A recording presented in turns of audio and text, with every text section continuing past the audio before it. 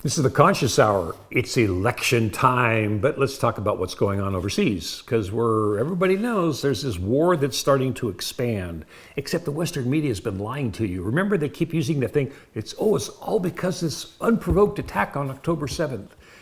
That now has been debunked. If you don't understand that, literally, it's been debunked. It was not unprovoked. They've been living in an apartheid state, the Palestinians, for 77 years. So now let's really look at what's going on and what are the goals. הארץ שלנו, כל הארץ, כולל עזה, כולל הלבנון. עד שנשלים את המשימה שקיבלנו, פוגשים, מגרשים ומתיישבים. As long as Israel has the option of Greater Israel, it's not going to accept either a one-state or a two-state settlement.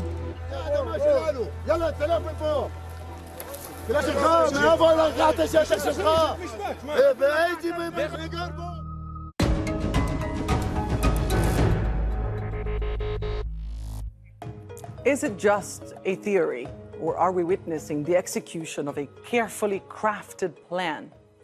Israel doesn't have officially recognized borders. Some say not to be limited by them. And many are now pointing at the past year, and more specifically, perhaps the past month, as proof that what's happened in Gaza, in the West Bank, and now in Lebanon has never been about self-defense. Have we been watching on live stream a project for what is known as Greater Israel?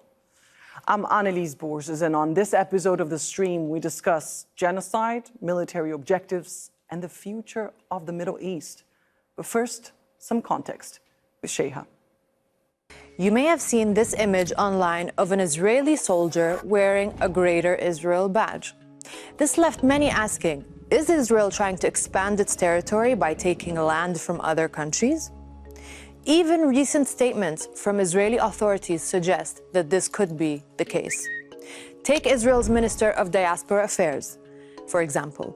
He declared that Lebanon, despite its flag and political institutions, is merely an entity rather than a true state. By using the word entity, it essentially takes away from the fact that it's a true state. He even argues that these nations fail to meet the criteria of legitimate states. Last year, Bezalel Smotrich, leader of the religious Zionist party, presented a map that included the occupied West Bank and parts of Jordan as Israel. This bold claim sparked outrage from Amman and raised serious questions about Israel's territorial aspirations. In what many people online are calling a land grab, Greater Israel refers to a Zionist belief in a historic biblical land that spans from the Nile to the Euphrates. Here's what Daniela Weiss, leader of an illegal settlement, had to say about that. From the Prat, yes, to the Nile. And I'm sure it will be. And what about southern Lebanon? If it is part of it, all of it. Even parts of Syria, part of Iraq, part of Iran. It's huge. Given all this information, is Israel acting in self-defense, or is there a wider regional plan? When in a eulogy for an IDF soldier killed in Lebanon by Hezbollah, when the eulogist can say that Lebanon is ours, Gaza is ours, and not bat an eye in the Israeli media, I think that speaks to how this isn't really out of the ordinary for anyone to hear.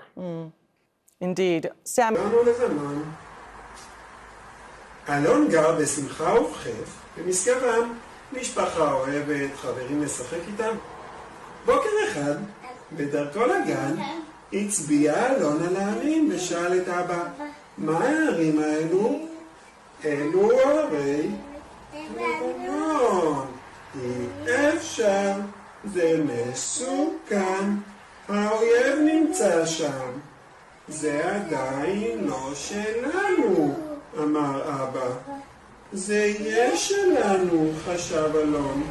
לבנון שלנו.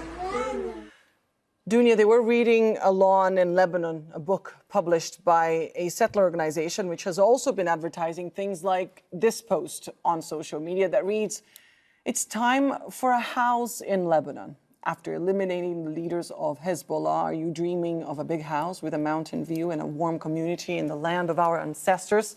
the tribes of Asher and Naphtali. Dunya, would you say Lebanon is a turning point here in terms of making Israel's intentions clearer for people?